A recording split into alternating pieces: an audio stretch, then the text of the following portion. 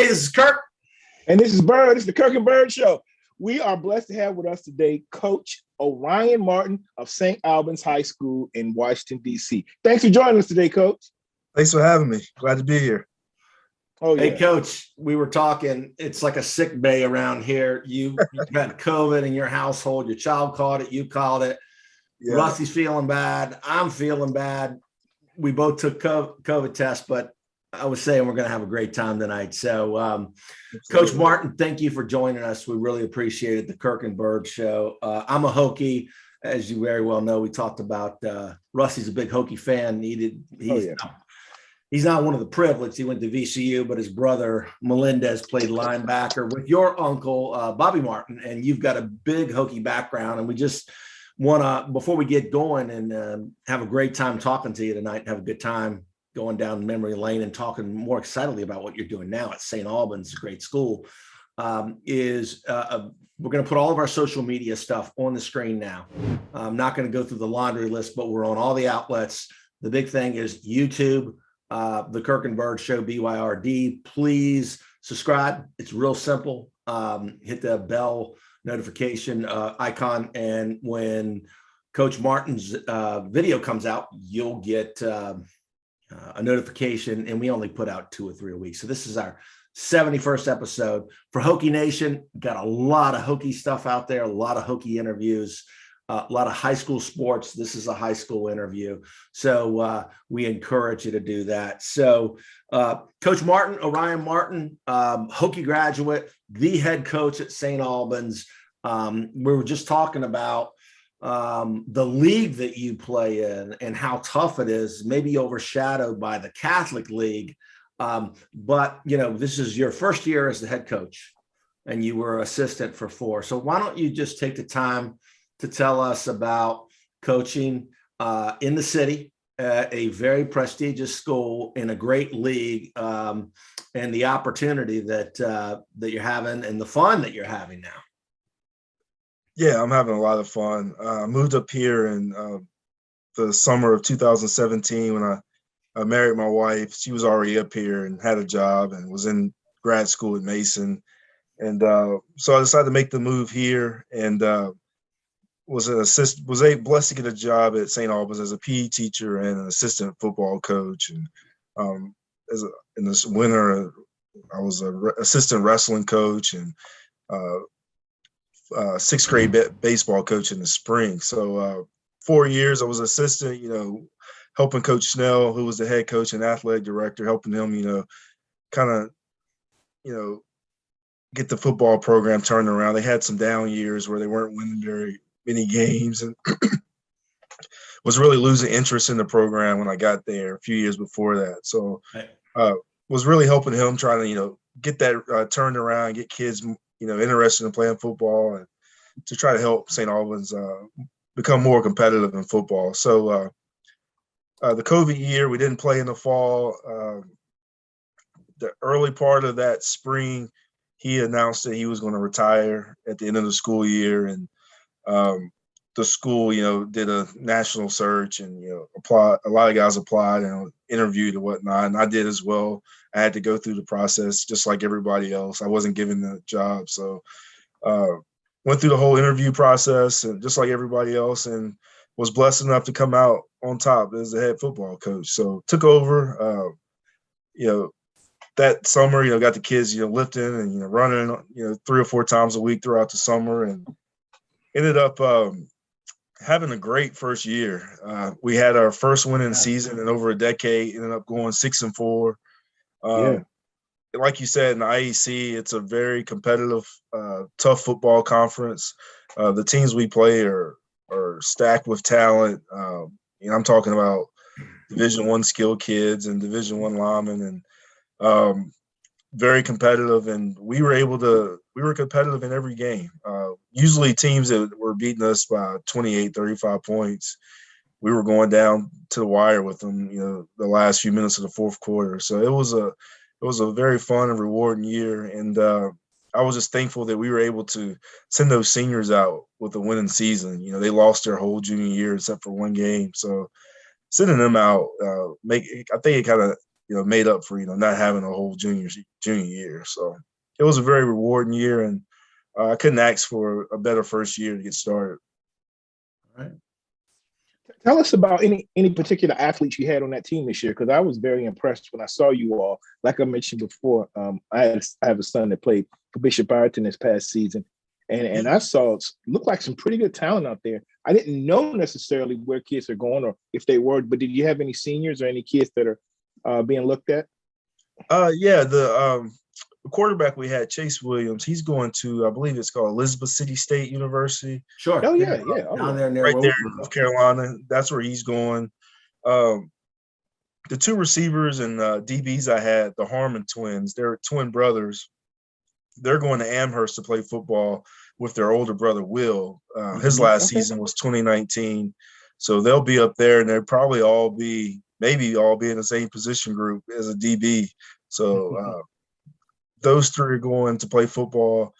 We have a handful of other guys that are going to play other sports. We have two kids that are going to play lacrosse, and we have one that's going to Colgate to Crew, and one kid's going. A couple other kids are going to play baseball at. I think one kid's going to Mount St. Mary's, I believe, and one University of Chicago. Good school. Fred Carter. Yeah, we have, I think it's 7 or 8 seniors that we know right now that are going to play other sports. I think another one's trying to play baseball somewhere. We have another kid that's going to Fork Union to kind of, get some more looks. He tore his knee up his sophomore year.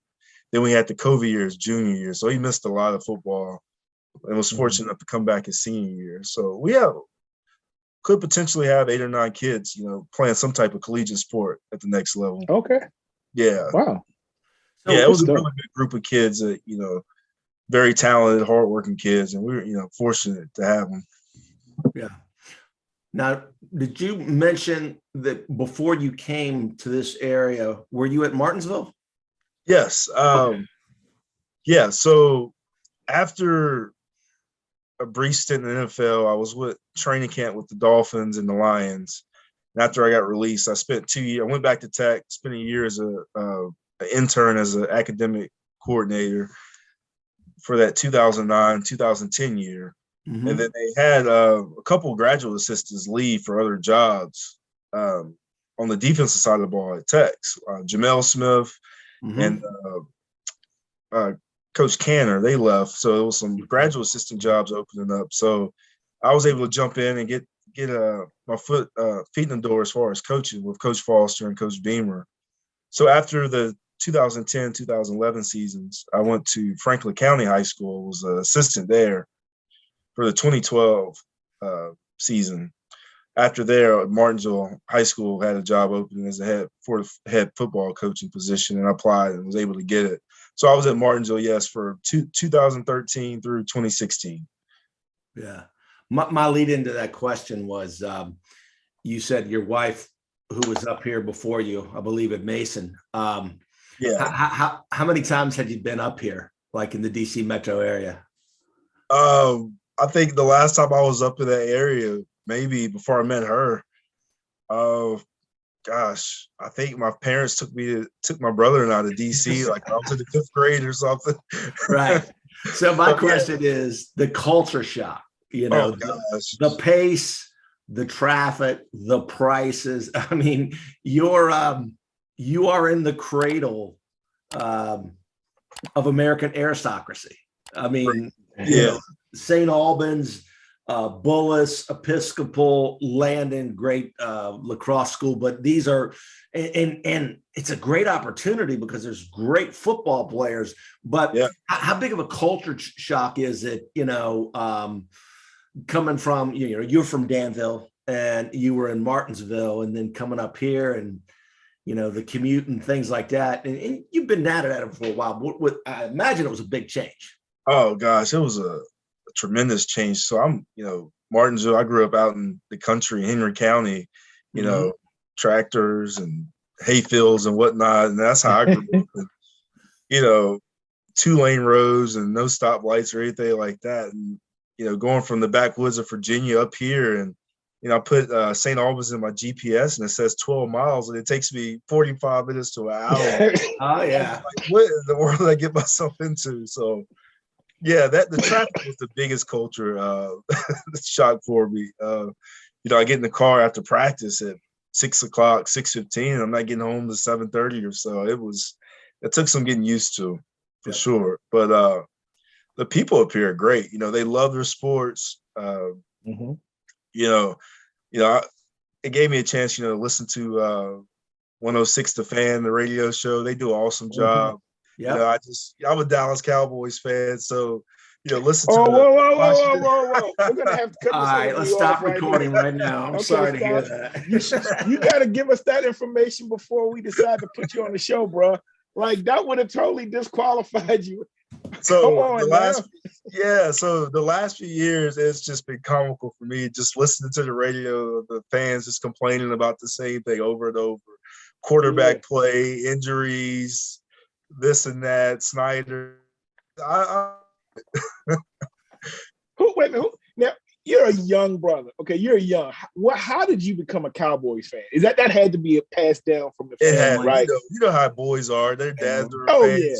So my dad grew up Notre Dame and Dallas Cowboys, and the reason he says is because when people ask me this, I tell them like my dad told me that back then that's all that was on TV was Notre Dame and the Dallas Cowboys. That's on right. the quarter version. So that he grew up a Roger Staubach fan and Tony Dorsett and all those guys. Yep. So of course that's how we were. And then 92, 93 when I'm fourth grade. Second grade, third grade, Cowboys are winning Super Bowl. That's just kind of stuck with you. If your dad is anything close to our age, we grew up in the 70s, so it was growing up, it was either Cowboys fans or it was Steelers fans. Right, yeah. And I love the Steelers. And if I love the Steelers, and I also like the Redskins because we were, living in Virginia, they kind of you see a lot of their games. That's your Virginia. But so if you were a Steelers and a Cowboys fan, and a Redskins fan, you had to hate Dallas. And just like your dad, instilled that in you, the only thing I instilled in my child was you don't have to be a Steelers or Redskins fan. You just cannot be a Cowboys fan. That was the only stipulation I had. You can be anything but a Cowboys fan. Yeah. we know about them boys, and when they play here, there's probably more Cowboys fans. Redskins, Commanders fans. But one of the things I wanted to ask about is, you're in a different environment up here, and this is private school, and recruiting is allowed. Recruiting, you're able to go look at kids, and you've got a good tradition in this league. We talked about Danny Cole, great Hokie wide receiver, went to Episcopal. Bullis, Rusty, you probably know this, Coach. It was that's where Haskins went to school. I was going to say, unfortunately, Haskins went to Bullis, rest in peace. But there's been some great athletes, and we're talking way back. So how's that different? St. Albans. Oh, go ahead. I'm sorry, Kirk. Go ahead. No, it's okay. St. Albans, Al Gore played football. I think his son played football. We said Odell Beckham Jr. was there during Hurricane for the middle school or junior high program. But the league is, we know St. John's, we know DeMatha, Gonzaga, the powerhouses that are out there, but this league is also, so we're seeing, an uplift, like Sidwell Friends is starting to send some kids. I think they've sent a couple of kids to like the Pac-10, and Rusty's son was involved with like Bishop Ireton, bringing players. But how is that aspect? Because you're able to, bring in players, not quite like college, but, how's that differ as in, when you're in Martinsville and when you were growing up, you got the kids who are coming, and then, maybe you had a special program or two where somebody could, how is that aspect?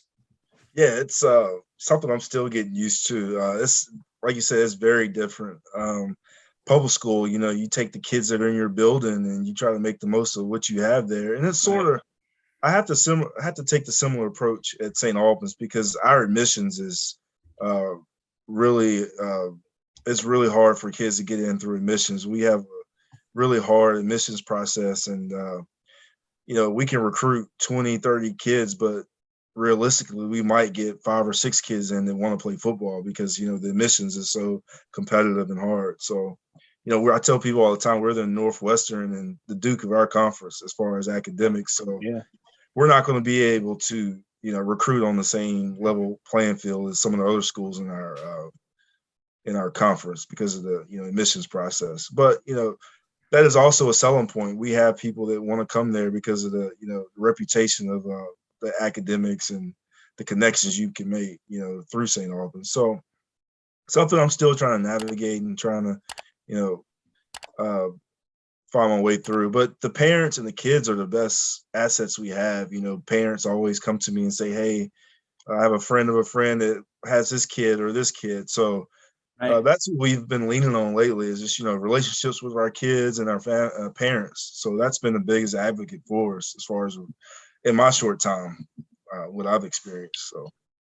Okay. My first recognition of St. Albans was when I moved up here, and I work in the State Department. I was working in Annex up near St. Albans, and Jonathan Ogden was playing there. Incredible. Even back, he was known in high school because he was so dominant. And he's a great member of, that St. Albans family, UCLA, and the Baltimore Ravens. So that's one right there that, I like that when you have that kind of pedigree coming out, because clearly everyone knows he wasn't just a great football player, but he's proven to be an excellent man. Yeah. And that's something they try to instill in, they go to chapel twice a week and, they try to instill, being a St. Albans man, be a man of character and integrity, things like that. So we try to, use sports as an avenue to kind of shape, exactly, mold them into men like that, what you were talking about. Yeah. No, I was just going to point out that, the biggest part of attending Virginia Tech, a kid from Hampton, Virginia in the beach area, when I think back, I got a degree in finance and I certainly remember my education, but it was the experience. It's the relationships.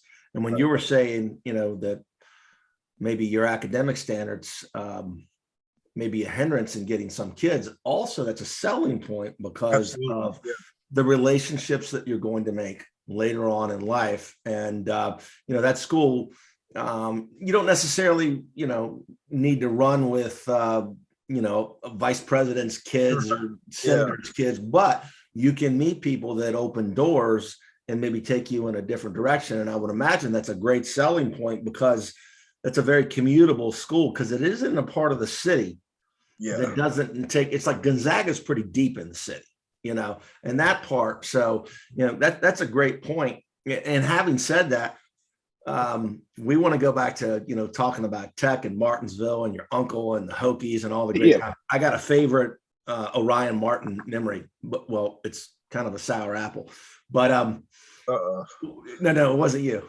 It was Matt Ryan. I was gonna say I know exactly what you're talking about.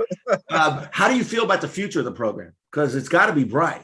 Kids are anxious to get back playing again, and football's getting bigger and bigger here. We're getting more guys going to the pros. So how do you feel about St. Albans next year in the offseason now? I'm sure you're lifting, your kids are playing other sports. How do you feel about the future, Coach? I feel great. We had a strong, lower school group. We have about 20, 21 kids coming up from the 8th grade that will be on JV next year. We had a really good, solid JV group that I'm really looking forward to coaching the next few years on varsity. A lot of those guys are going to have to play varsity a lot as a sophomore because we lost, I think, 21 seniors. So we're going to be young, but it's going to be fun because these kids, they're tough. It's a good group of kids. They're tough. They like playing. They're really close friendships in that group, and they love football. It's a group I can see right now, our 7th grade through our rising 10th grade. It's a group of kids that they don't just like football, they love it. They love to hit, they love to, practice, they love to, compete against these other schools. And, this year we'll see how it goes. We're going to be young. We're going to, I think we'll win some, but, we might lose a few to some veteran teams that, just have more talent than we have. But sure. I was telling the kids last week, we had a meeting, and I said I'm very excited about coaching them because I know how hard they're working, and their passion for football. It kind of excites me even more. And I'm a guy that loves football and lives and breathes it. So I'm excited. I think that we're going to have a bright future. The next decade or so. We have parents that that seem like they're supporting the program, and we have kids that have didn't play last year, and we have about 5 or 6 of those lacrosse kids that are coming back out. So good athletes. Yeah, you start winning a few games. That's how high school kids are. You start winning a few games, those kids are kind of on the fence. They want to get out there, So that's what we're excited about, getting more kids out, and so I can't wait till we can get started August 15th. All right. So, Coach, you come from a very athletic family. Why don't you tell us how you kind of got started in sports? Tell us about your beginning. What was we know you played football, but you also, it sounds like you probably wrestled, played basketball. Tell us about how you grew up. Was it competitive with your uncles, your dad, and what kind of your path, what you took? Yeah, so I grew up playing, the 3 major sports. In the fall it was football, basketball was in the winter, and in the spring it was summer. Baseball in the spring. Started playing, rec league in the 3rd grade, all 3 sports, and that progressed through middle school and into high school.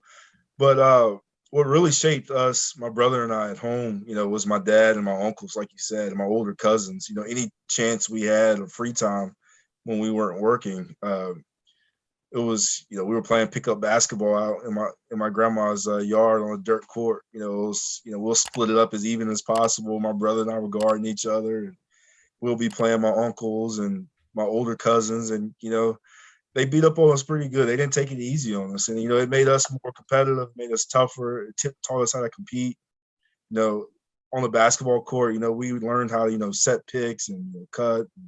We learned the game, from men in our own families. I didn't have to go and I didn't even play on the AAU team or anything like that. Now, I was just blessed to, if my dad wasn't coaching me, my uncles were coaching me. We're always competing. Football, it was the same thing, playing 2-hand touch out in the field, and playing baseball and that sort of thing. So, being around men, from my own family, that really helped shape me as an athlete. Okay. I know your uncle Bobby played there, but what was your deciding factor for Virginia Tech? Were you recruited by other schools? What did that look like? Nah, I tell people all the time, you have those 3 stars, 4 stars, 5-star recruits. I was probably a 1.5 or something coming out of high school. I was, and I don't try to sugarcoat it. I just try to be honest. I wasn't on anybody's board. I was a 185, 190 defensive end, tight end type that was a solid high school player, but I wasn't strong enough or big enough to be, a Division I AA type guy. I was a Division III kid at best at that time. So I went to Hargrave after graduation, the fall of 2003, with the hopes of, maybe, getting bigger and stronger, getting more football experience, and, hopefully, getting a scholarship. But ended up, going to Norfolk State for a semester on a football scholarship. And when I came home that summer, the summer of 2004, my plans were to go back to Norfolk State. But at the time, my brother was getting recruited by Tech, and he was going to commit to Virginia Tech. So I figured, why not live out my lifelong dream of playing at Virginia Tech? And so I decided to transfer and walk on and try to make the team. And my thinking was, if I go up there and sit the bench, at least I tried to pursue my dreams. But I went up there and worked hard, kept to myself, stayed humble, stayed out of trouble, did the right thing, and it all worked out. But, what really shaped me and why I grew up a Hokie fan, my uncle, like you said, my Uncle Bobby played for Coach Beamer from 87 through 89. So as a family on Saturday mornings, we would load up a couple of vans and we would drive up to Blacksburg. And back then, you could literally walk up to the stadium and buy tickets. Oh yeah, we know. A movie or something. It wasn't like now. You could just walk up and and we would go to the games all the time. And after the games, the players would walk out of the halftime room, walking back up towards the tunnel. my uncle would grab my brother and I, and we would go back into the locker room with him, walking through the tunnel at the age of 5 years old. That sells you there. And you get to, I remember Will Ferrell, giving us those old school maroon wristbands as kids. And yeah, Will Ferrell. Taking those back home and playing in the backyard with those on you. So, growing up seeing a Hokie bird in person, that kind of just, we didn't know anything else really, to be honest with you. So we just always grew up like, this is what we want to do. So, and you had great success there. You went from a walk-on, finishing your career, making second team all ACC. Yeah, it was just the perfect place at the right time. If I would have went to any other school, I probably would have been a special teams player at best. But being in a program that, sells and really, emphasizes the walk-on program really helped me, because they gave me a shot where in other places I probably, like I said, at best I would have been a kickoff return type guy. So Coach Beamer, he appreciates hard-working guys, and he rewards those guys that, that put in the work and can help contribute. So after a year, the end of that first year, he awarded me a scholarship. So wow, yeah. So it was great, and it was a perfect place for me. I bought into that lunch pail mentality and the weight room with Coach Gentry, and I just soaked it in, and it helped pay dividends. Few guys get hurt or get in trouble or something. I just kept moving up the depth chart, and go from your first spring, you're fifth in the depth chart, to second on the depth chart going into the NC State game my freshman year. So it worked out well, and it was one of the better experiences I had in my life. Just being in Blacksburg and playing for Coach Beamer and those guys. Yeah. Now your brother, how far apart? He's a year and a half, but two classes. You're 2003 and he's 2005. But how far apart were you in football? So my first year on the field, 2005, my redshirt freshman year, that was his freshman year, and he ended up redshirting. He dressed the first two games, I believe, then he ended up redshirting. Right. So my senior year, 2008, he was a redshirt junior. So we were just a class. So we ended up getting closer, Yeah, and I was asking you, I know he's in technology. He was working for Google. Is he on the West Coast? He's in Austin now. He's in Austin. Yeah, that's a big tech town. Yeah, he lives out there. Yeah. All right. Great. So now that's kind of like two different sides. Your brother was highly recruited, and you were, like you said, but you guys came together and both achieved very well. So that worked out well for it was awesome. It was surreal. Just dream come true for us. Not only be able to go play college football, but at the same place, and then starting together on defense. It was just amazing. Yeah. Right. And you were also there in some glorious times. Yes, absolutely. Yeah. I'll brag about it when I go back to spring games, because they have that, poster on the wall where all the ACC championships, 04, 07, 08, and 2010. And I was blessed enough to be on all four of those. Right. 3 as a player, and then 2010 as a graduate assistant coach. So wow. Yeah, it was a great time. The stadium was packed, and the fans were crazy and loud, and we were winning and on national TV. And each year we were ranked probably in the top 5 defense. And I played with some great players, and it was a great time to be part of Virginia Tech football. Right, and I'm just thinking because Tech's been so good, sometimes I can't remember the chronology. Yeah. That must have been Brian Randall to Sean Glennon to Tyrod, somewhere in that area.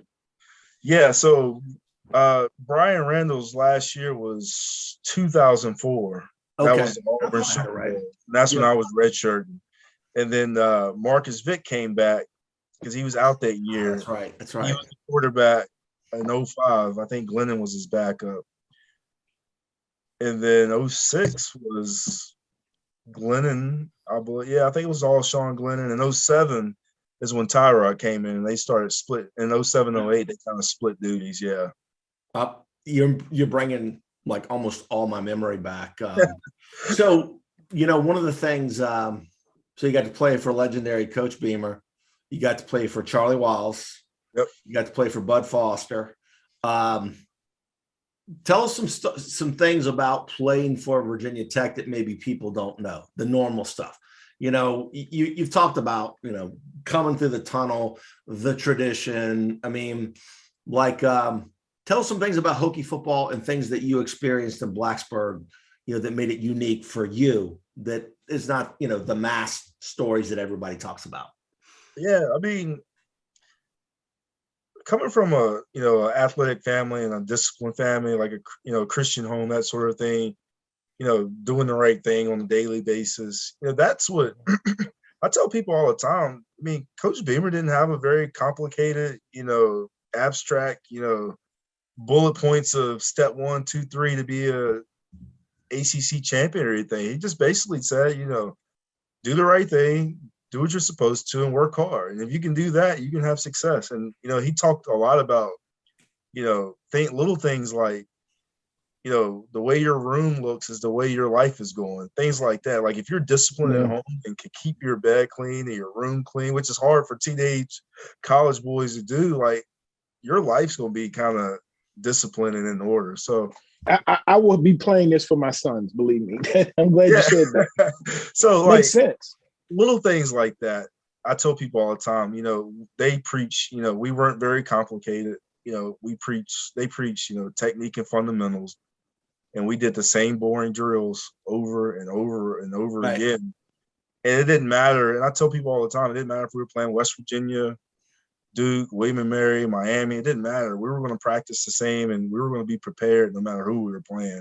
They wouldn't allow us just to, slip down to mediocrity, And they could take guys like myself that were walk-on type guys from backwoods of Virginia and get us prepared to go out and play an ACC type schedule.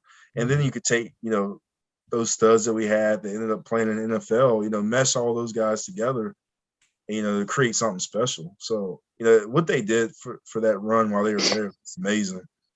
Right. It really kind of helped me as far as my career. It put me light years ahead of the game as far as being a young coach, being around those guys as a player.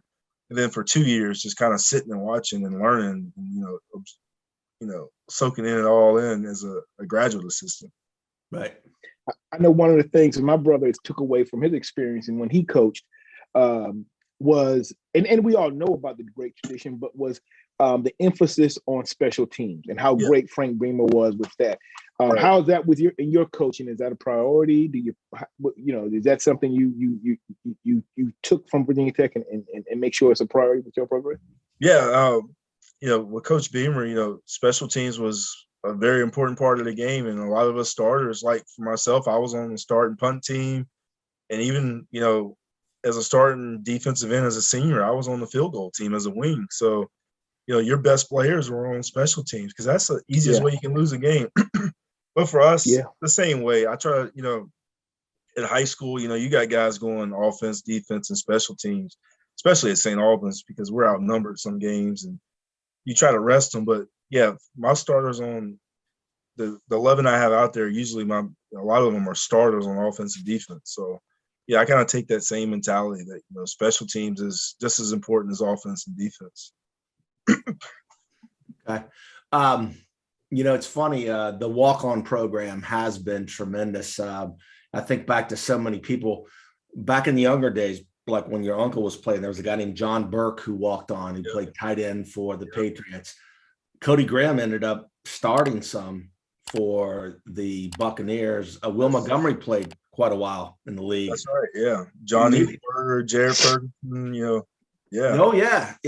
All those things. But I want to ask you another thing, a guy that's a mythical part of the program is Coach Mike Gentry, who is at Emory and Henry now, the strength conditioning coach there. Right. Yeah.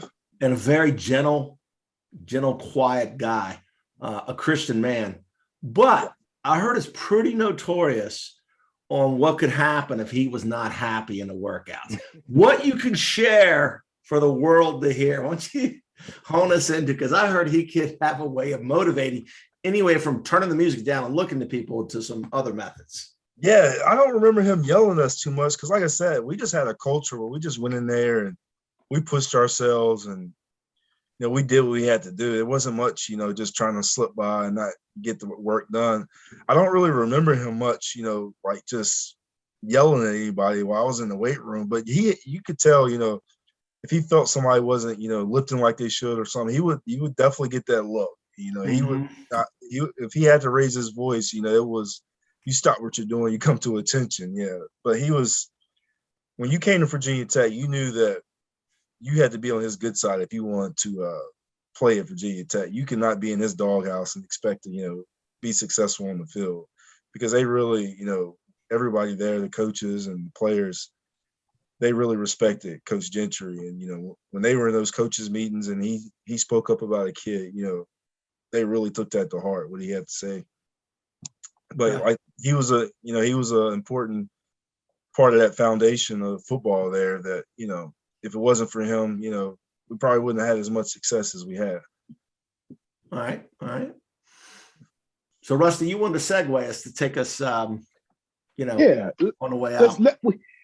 I've really enjoyed this, Coach. One of the things we also like to do is find out a little bit more outside of football, or sports. We want to know a little bit more about you, Coach Martin. So a couple of things we want, like personal-wise. I started doing this when I interview people for jobs because I want to know, like, what do we have in common or not have in common that I think is interesting. So tell me, what is like maybe your favorite movie of all time, or do you have time to watch TV shows, and what are you streaming maybe on Netflix or something? Do you have time for that? And if so, what do you like? Yeah, I probably since I moved to DC, I probably watch more TV than I ever have. I'm watching a couple shows. My wife and I, that's sort of our thing. Once we get the kids down, we watch a show like our shows. So we watch, Parks and Rec, The Office. So I was at Tech when The Office was big on live TV. I never watched it. I didn't start watching it until I moved up here. I can't stop watching it. So The Office, Parks and Rec, Yellowstone, we watched that. Yeah. We've gotten into that a little bit. Could be a little bit too violent at times, but what else? Sweet Magnolia on Netflix. I watched that. My wife got me hooked on that.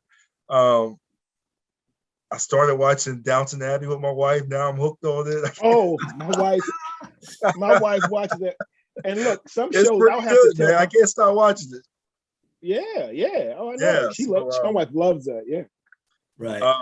Those are my shows that I usually watch. Most of the time. Favorite movies. Man, to be honest with you, I think Remember the Titans and Forrest Gump is probably tied for first with me. Those are two movies that I'm always watching. There's so many like good pointers in there that you can just take like life lessons and stuff. So, Coach, there's a movie that they should have done your life story, and I cry every time. Rudy. Not that you were Rudy but you walked on. Oh man, I forgot about Rudy. Yeah. Man, I'm telling you, I'm 50-some years old. Every time I watch Rudy and he goes in and makes that sack like a little tear, every time I'm like, oh man. So for me, like I can relate to him because when he got accepted in Notre Dame, that does it for me. So he came to speak at Tech my sophomore year. So at Burns Hall. So I got a chance to meet after he spoke. I made a point to go up on stage where they let people get autographs and talk to him. So I got a picture and I got to shake his hand and talk to him for a little bit. Wow. That was pretty amazing. Maybe one day we'll get that going and have my story. Yeah. So usually when we just talk personally, and this is like, we always say our shows like, sitting at a football game and talking about sports, or, sitting on a front porch having a beer, talking about whatever. So we like to talk about food and music. So you're from Danville, right? Yeah. Okay. So that's not Southwest Virginia, but my mom's from Wise. Small town, way down in the coal fields. And so I grew up on, even though I'm from Hampton, I grew up on Southern cooking. So tell us a little bit about your cuisine, what you like to eat, what you grew up eating, and how that's expanded now, and like your go-to and things like that. Man, so like anytime I go back, when my brother and I were back home for the holidays or just for a weekend or something, my mom always makes her fried chicken and macaroni and cheese. And I'll tell you, two famous ones for me, my mother too. I'll tell you, it's amazing. Like, I mean, it's just so good. Like, it's just, I got to have it. And, you can eat it for days afterwards. So that's something I grew up on, and cornbread, that was a staple in the Martin family, whether it was at my aunt's house or my house or my grandma's right up the hill. Fresh cornbread with butter on it, man, you can't beat that. But a good old steak and French fries for me is, that's another staple for me. I just, my wife and I, we love just to go out and get a nice steak, and we got plenty of places here that do that. So we haven't ventured out as much as we want, but yeah, that's something we always enjoy doing. Are you guys in Virginia, Maryland, or DC? Yeah, we're in Alexandria. Okay. He had an apartment when we first met and got married, and then when my son was born, we were still there. But my daughter, Sarah, when she was born, we ended up, we outgrew the apartment, so we ended up getting a house, not too far from where we were. So we're in Alexandria. Okay, good. That makes the commute not as bad. What high school? Yeah, not bad at all. What high school would you zone to? Public. Just to get an idea. Pretty sure Edison. Edison's probably. Oh, okay. So you might be Kingstown, something like that. Yeah, we're not far from Kingstown. Okay. Yeah. All right. Yeah. Yep. All right. Yep. I used to live over there. Yeah. Okay. Yeah, that's a nice area. Yeah. Oh yeah, I like it. So Coach, we one of the things we try to ask, and you might just take them for granted, but is there anybody in your phone that you have that you could text or call, let's just say text, and they would hit you back, and we might think that person is interested? Now, it's maybe just your boy, but is there anybody, whether but you could text them and they would hit you back? It could be a former player, a coach that's recruited your athletes, or just your uncle. I mean, is there anybody that you think we would find interesting? Oh man, I have a few former teammates I can think. I'm trying to think off the top of my head. Chris Ellis, Corey Robinson. He's a Bruin. That's a Bruin right there. Yeah, he's Bethel. Yeah, Bethel. All day. Yeah. You're done. You're good. That's there you go. If you pick the Bruin, yeah. Coach, I was thinking about your parents. Yeah. You can't name them, but you might have some famous parents and alumni there. I have a lot of, former high school coaches that are sort of like mentors to me, like Lou Johnston from Western Branch. Yep. Oh, yeah. I know you guys probably know, longtime wing tee coach, and a couple of Hokies have come under there. He's kind of taken me under his wing and is always giving me, good advice and whatnot. That's great. I got Coach Wiles, Coach Foster, those guys, Steiny. I'm trying to think who else.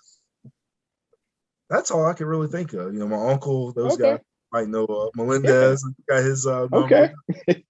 Rusty has his. That's it. I got to get your number so now I can say yours. I got to make sure I have it. I can tell you got to be from a musical family, because I played some pickup ball with your uncle, and he was much better than me, by the way. He's a great basketball player. Yeah. I think we were playing like 21 or 31 outside of it wasn't Cochran. It was called Nuff, new undergraduate facility back then. Oh, okay. He was singing the whole time, Yeah. Singing. So we love to talk about music. So guys our age, we tend to be a little snobbish about music because it was the golden age of rap, and I'm watching Hip Hop Revolution now, and I'm watching it like loop to loop, and I'm like, I have no idea who these guys are. Yeah, well, not now, but back in the golden age, everybody knows. So tell us about your musical taste. I can imagine with your uncle and your grandparents, R&B growing up. Tell us a little bit about what you like and what you have like on your Spotify or Pandora playlist. Man, just to be 100% honest with you, I don't really listen to. And I really started this in my junior year, senior year. I don't listen to any rap or hip hop really at all. Mostly, gospel music, that sort of thing. But my dad, when he was still coaching high school football, we would get in his truck and he would be blasting the Isley Brothers. Oh yeah. Yeah. So those old R&B musicians I grew up on, and I really dig the Temptations, man. They had some great music. Yeah. So I'm trying to think. Michael Jackson, Jackson 5. My dad was listening to all that stuff growing up. So it kind of became music to my ears, that sort of thing. But I'm not like I don't like download music to my phone and things like that. Even though I work out, I don't listen to a lot. I don't need music and stuff like that. To be honest with you, I download more sermons and stuff like that to my podcast than anything else. And so I don't really listen to a lot of outside of gospel music. I really don't listen to much anything, really, to be honest with you. Well, that's me. I'm old school rap or gospel music, I just don't this new rap or music. None of it really appeals to me. But when 50 Cent, when he came out, like when I was like 2005, when he became big, I really liked his stuff, and I just I used to listen to Lil Biggie and Tupac in college, but it got to the point where like I just couldn't keep listening to that anymore, Yeah. Well, I'm big Kirk Franklin fan right here. I love Kirk Franklin. Yeah. Well, Coach, I'll tell you one thing that's changed is, explicit lyrics were, with Jay-Z and Biggie and those guys were one thing, but these kids now, it's so explicit. I turn it off because that's, unfortunately, that's just I can't listen to that around my kids or anybody else. Exactly. You can't. We want to, before we close out, we just want to announce again that please subscribe to us on YouTube. All of our social media is going to be overlaid right now. You can catch us. If you look up the Kirk and Byrd Show on YouTube, you subscribe, you can find it. If you want to do an audio, we've got a lot of Hokie podcasts. We got quite a few Hokie podcasts. Probably, I'd say we're one of the top, if not the top. You've probably been between 15 and 20 college coaches. But before we close out, want to just give you a chance to talk about your family now. And that's your wife, and yet we know you have 2 kids, and you're where we were, maybe 17, 18 years ago. So give you a chance to talk about your beautiful kids and your wife. Yeah. My wife, Erica, and, she's been in this Northern Virginia area for a while, and she was born up here. And I have a stepdaughter. She's 8 years old, and I have 2 of my own.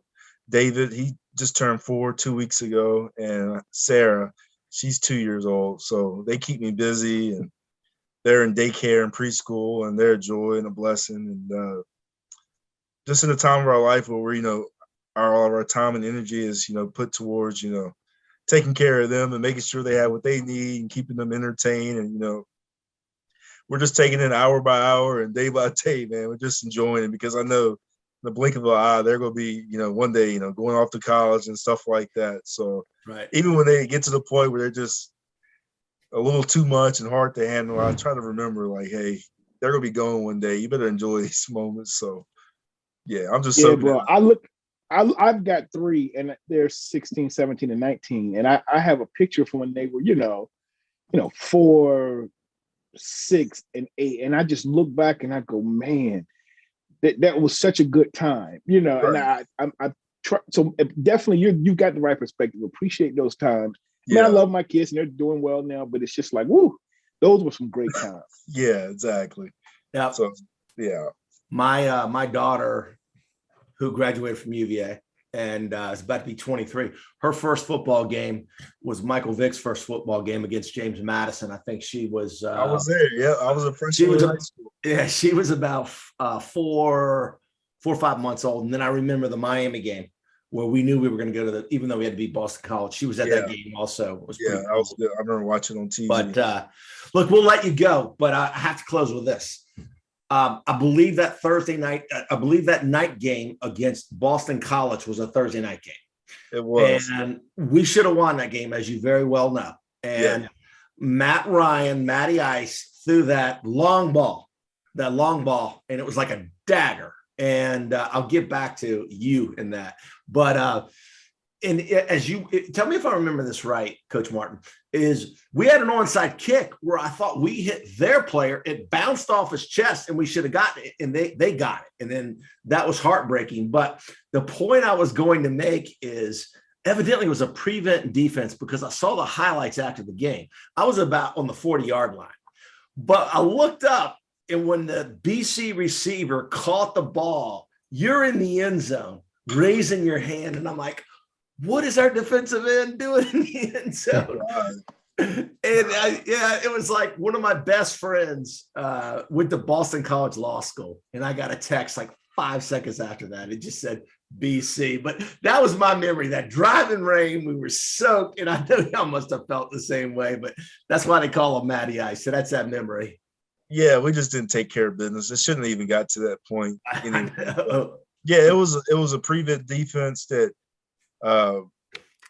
Coach Foster had put in a few weeks earlier, and I think, and he going into the Duke game and it was a great defense. But those guys who's there like character, they took up for me, because I was back there in the end zone, and this time I jump and the guy catches it for a touchdown. But it was a great defense. But the thing that we didn't do, and they told the whole defense that, and Coach Foster said, we didn't practice that situation where the quarterback's scrambling around. Right. I wasn't sure. I didn't know I was supposed to keep dropping. I didn't know what I was supposed to do. I was a flat defender on that one. So when Matty Ice ran toward his sideline, the defensive secondary kind of shifted that way a little bit.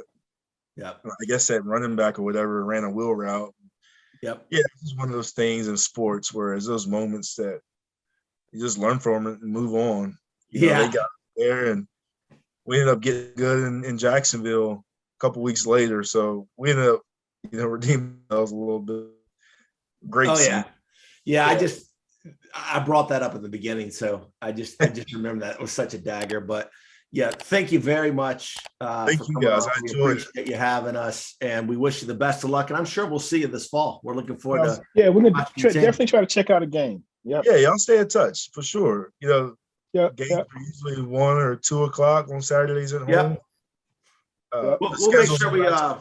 We'll make sure we come up and say hello. And if you ever want to come back on and promote anything, if you're doing anything, we'd be happy to do that. Definitely do this again. I've really enjoyed this. I appreciate you guys getting me on here. Yeah, we appreciate you, Coach. All right. Yeah, thank y'all so much. Have a good night. Thanks a bunch, man. All right, good luck with everything. All right, God bless you. You too. All right, Kirk and Byrd Show. We are out.